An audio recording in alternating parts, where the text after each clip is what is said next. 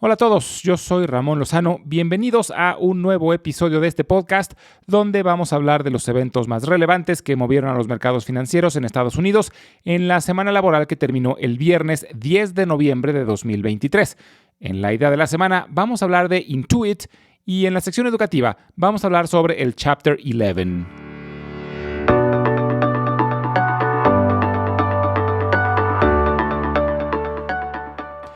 Los índices lograron mantener la tendencia positiva y terminaron la semana con ganancias moderadas.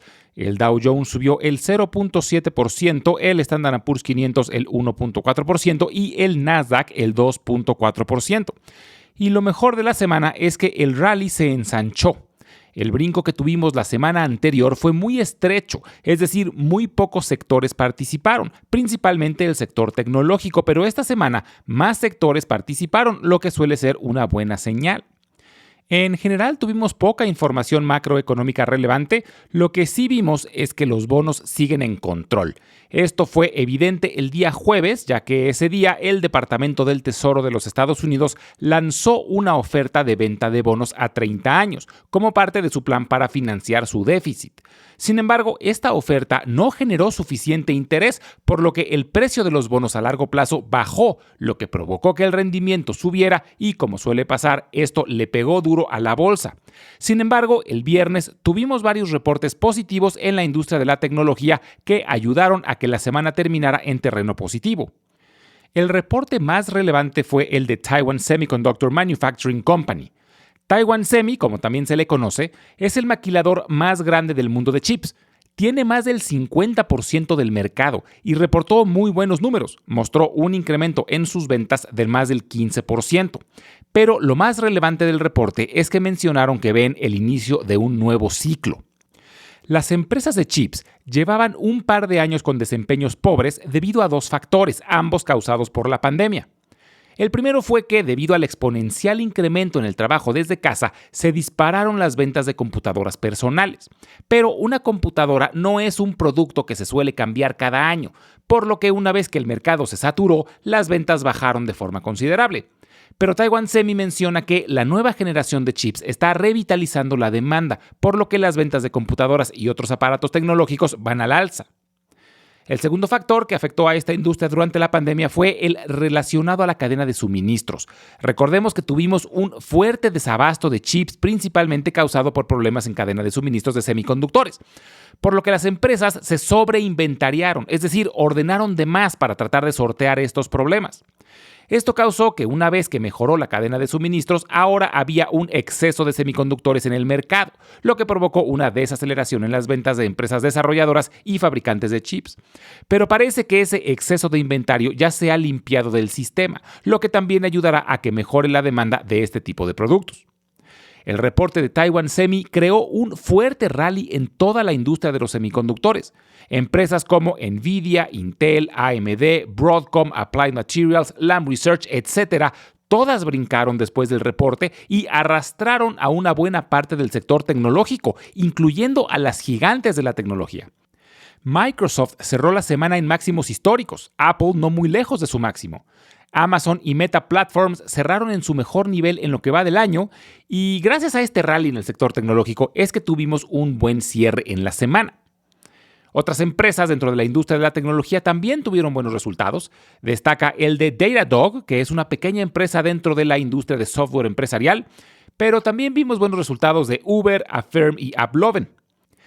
En la industria farmacéutica vimos buenos resultados de Gilead, Biogen y BioNTech, pero la noticia más relevante de la semana fue que la FDA, la agencia que regula los medicamentos y medicinas en los Estados Unidos, aprobó la medicina de Eli Lilly llamada Mounjaro, que ya estaba aprobado para tratar diabetes, pero ahora también está aprobada para tratar obesidad, lo que es una muy buena noticia para Eli Lilly. Donde no tuvimos buenas noticias fue en la industria de los autos eléctricos. Tesla anunció una desaceleración en la demanda y General Motors y Ford anunciaron que reducirán sus inversiones en la electrificación de su flota. Esto era esperado después de los altos costos de los nuevos contratos a los que se comprometieron con el sindicato después de la huelga. Pero Rivian y Lucid, dos empresas que exclusivamente desarrollan autos eléctricos, también mostraron un enfriamiento en la demanda. Esta semana tendremos mucha información macroeconómica relevante. Destacan los reportes sobre la inflación, ya que se publicará el índice de precios de productores el día miércoles y el índice de precios al consumo el día jueves, dos de los principales indicadores de la inflación. En general se espera que los índices muestren una baja inflación, pero debido a que el precio del petróleo ha bajado considerablemente. Sin embargo, los índices subyacentes, los que excluyen alimentos y energéticos, se espera que aún muestren un número muy por arriba del objetivo de la Fed, que es del 2%. También tendremos información relacionada a las ventas al menudeo durante el mes de octubre, que además serán complementadas con los reportes de Walmart y Target, dos de las principales cadenas de retail. Y finalmente vale la pena monitorear durante la semana los reportes de TJX, Palo Alto Networks, Home Depot, On Holding, Cisco Systems y Applied Materials.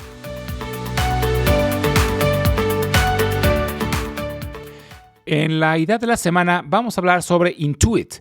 Su símbolo es INTU. Intuit es una empresa estadounidense de tecnología financiera o fintech y se especializa en software. La empresa fue fundada en Palo Alto, California, en el corazón de Silicon Valley, aunque actualmente está basada en la ciudad de Mountain View, a unos cuantos minutos de su ciudad de origen. La idea detrás de la empresa se le ocurrió a Scott Cook en 1983 mientras trabajaba para Procter & Gamble. En ese entonces las computadoras personales apenas empezaban y Cook tuvo la idea de desarrollar software para ayudar a las personas a pagar sus cuentas y manejar sus finanzas personales. Pero, siendo economista, se dio a la tarea de buscar un programador que le ayudara a desarrollar su idea. Y así es como conoció a Tom Prolux. Y entre los dos lanzaron su primer producto llamado Quicken, y la empresa la llamaron Intuit. 10 años más tarde, en 1993, la empresa salió a bolsa y usaron los recursos obtenidos para hacer algunas adquisiciones, entre las que destaca Chipsoft, una empresa de preparación de impuestos. Poco después, Microsoft trató de comprar a Intuit, pero la transacción fue bloqueada por la Comisión Federal de Comercio de los Estados Unidos. Esto hizo que Microsoft lanzara sus propios productos competidores, lo que puso una enorme presión a Intuit, que poco después lanzó dos de los productos que a la fecha representan la mayoría de sus ingresos. Uno es TurboTax, una de las aplicaciones más populares para la preparación de impuestos, y el otro es QuickBooks, un software de contabilidad enfocado para pequeñas y medianas empresas.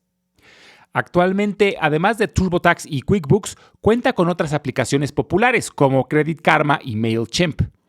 Y aunque sus aplicaciones son muy populares, como empresa Intuit es bastante desconocida, pero es muy grande. Su valor de mercado es de casi $150 mil millones. Es más grande que empresas como Nike, Caterpillar, Starbucks o General Electric. Es una empresa que vale la pena tener en el radar, sobre todo porque ha sido una empresa muy consistente dentro de la industria de desarrollo de software, creciendo a un ritmo de más del 12% anual. Su múltiplo, es decir, el precio de sus acciones dividido entre sus utilidades por acción, es bastante grande, ronda los 60, lo que hace que sus acciones estén relativamente caras, aunque están aún lejos de su máximo histórico logrado justamente hace 2 años y, en general, los analistas confían en que pueda sobrepasar ese nivel en el futuro.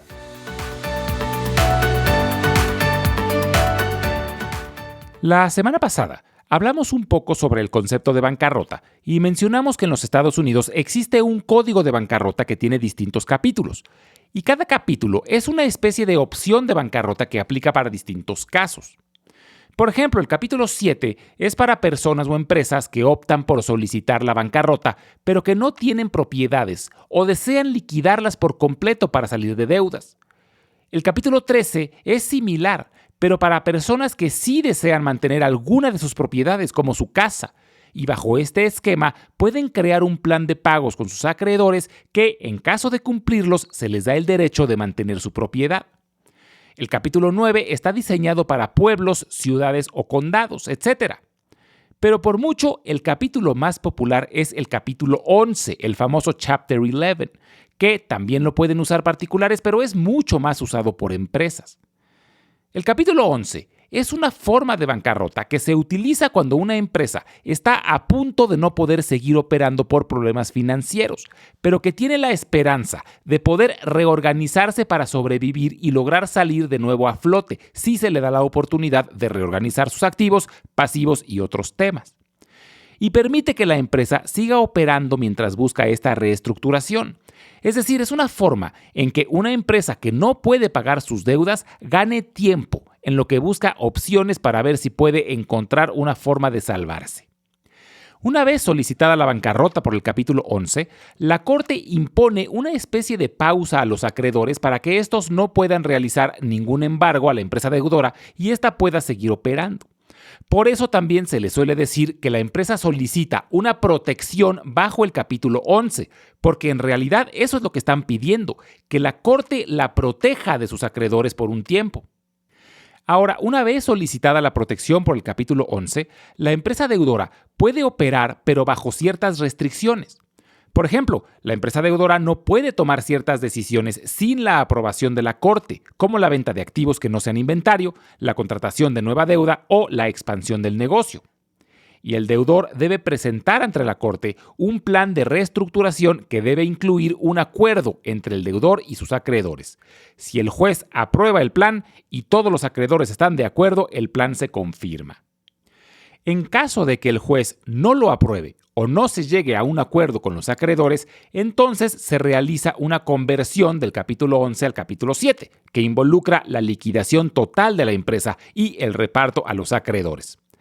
Esto sucedió, por ejemplo, con Enron, que además de declararse en bancarrota se probó un fraude, por lo que nadie quería rescatarla y sus activos tuvieron que ser liquidados.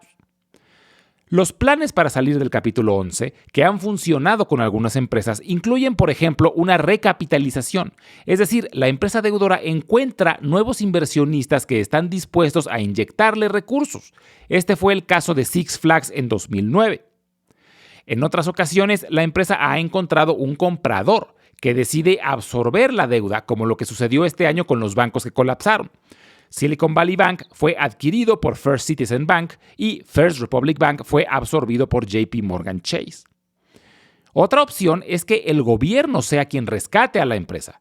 Esto puede suceder en caso de que el gobierno considere que la quiebra de esa empresa puede perjudicar severamente a la economía en general.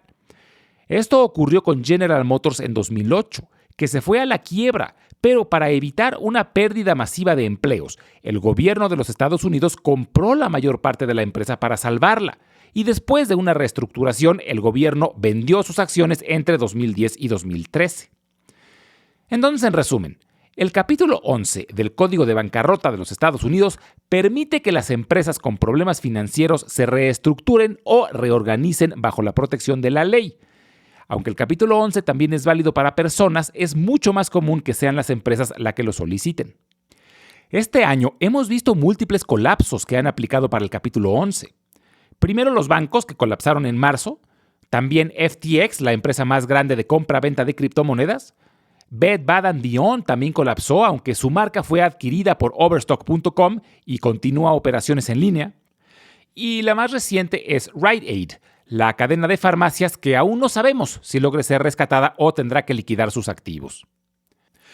Como siempre, les recuerdo que las transcripciones de todos los episodios las estaremos subiendo al blog invertirenlabolsa.substack.com, al que pueden acceder directamente desde la página www.ramonlog.com, y los invito a visitar nuestro canal de YouTube, que lo pueden encontrar como Invertir en la Bolsa Podcast.